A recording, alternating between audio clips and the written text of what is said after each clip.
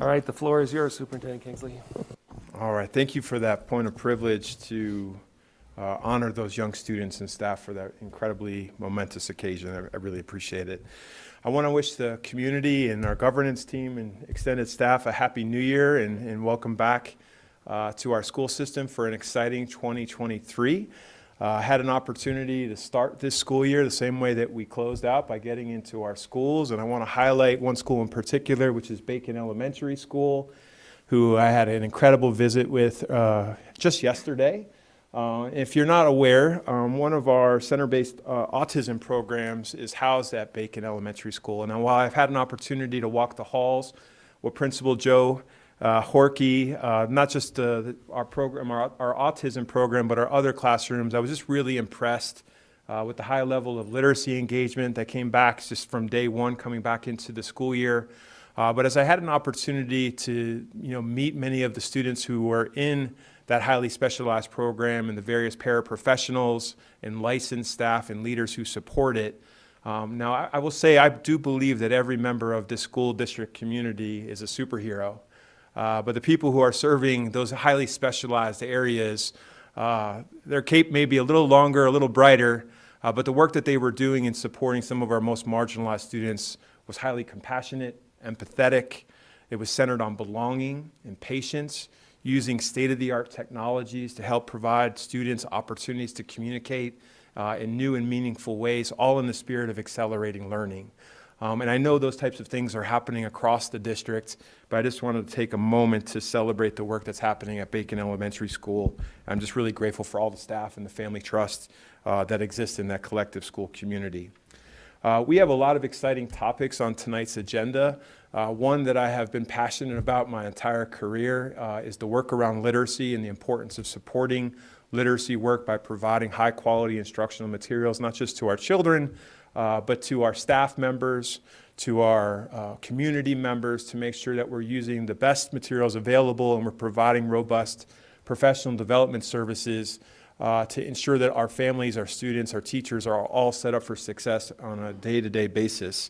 I've had an opportunity, as you all know, to get a bird's eye view of the presentation that you're going to see tonight. It is both highly informative and highly educational. And I'm really, really proud of the collective team's efforts to take us to where we are. We're very close to making a decision, but we are still in the process of soliciting feedback from our broader community. And I want to invite all members of the community. I want to thank the Coloradan for publishing an article today on this very important process to help us get the word out that we have engagement sessions on January 17th, 18th, and 19th to engage the community so we can get their feedback on our selection process to make sure that we all see ourselves in this highly important district-wide investment. We'll also have another update later tonight on the importance and the impact of our summer programming. While I'm not going to spend a lot of time talking about the impact of COVID, as an educator, I think we can all believe that maximizing time on task and making sure that we continue to engage students in high enrichment opportunities, both during the school day, after school, before school, and throughout the course of the summer continues to be a system-wide priority. This system continues to do great work in this area. I remember a year ago celebrating the significant impact on reducing summer slide. For those of you that may not know what that means, is the regression of academics and knowledge that sometimes takes place as a result of students not being engaged in a highly contextualized educational environment over the course of the summer. These types of summer programs that are done in partnership with our employees and outside entities, whether they're philanthropies and nonprofits, are super significant and continue to show a robust impact, and we continue to expand these offerings to ensure more students can participate. So I'm looking forward both to that presentation, but also taking a moment to celebrate the hard work of people, knowing that people are quite exhausted. People have been working around the clock to try to figure out ways to continue to provide children and young adults with what they need to get them across the finish line, to keep them plugged in and engaged in school, knowing that they're a part of something bigger than themselves. And I just want to continue to honor that celebration and honor this investment in our young people tonight.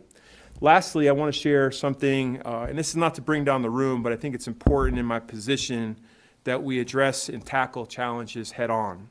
And for those of you that may be paying attention to either our newspaper or local media, are aware that we have been dealing with some issues with water at a subset of our schools.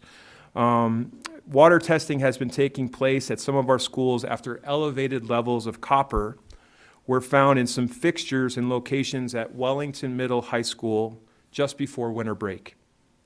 Elevated levels were also found in 2 locations within Rice Elementary School as well.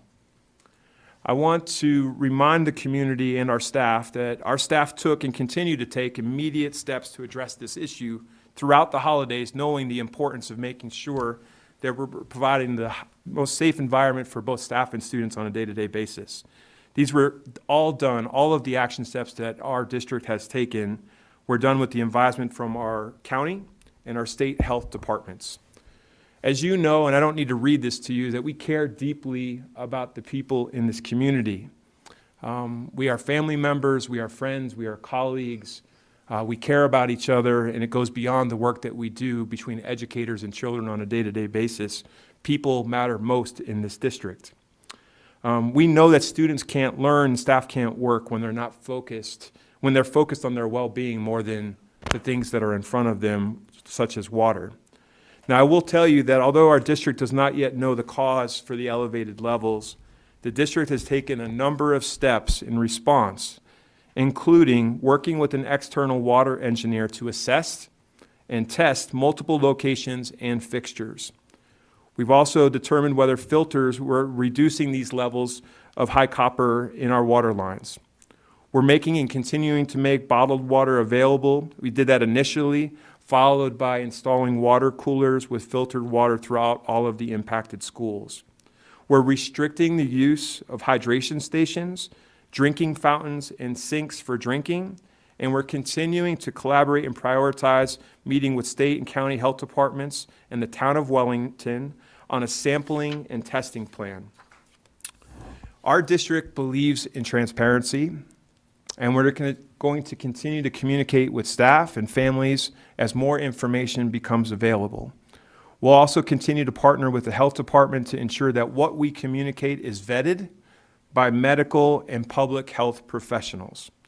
Again, I want to remind all of us that nothing is more important to us than our staff, our students, and their safety. We will continue to provide information as we know it, and we appreciate our local media sources helping us continue to get this information out, and for all people that are impacted by this particular scenario to make sure that they're funneling their questions and curiosities through the appropriate channels, and we look forward to continue to providing more information on how best to do that in the very near future. So thank you again for the opportunity to share my comments this evening.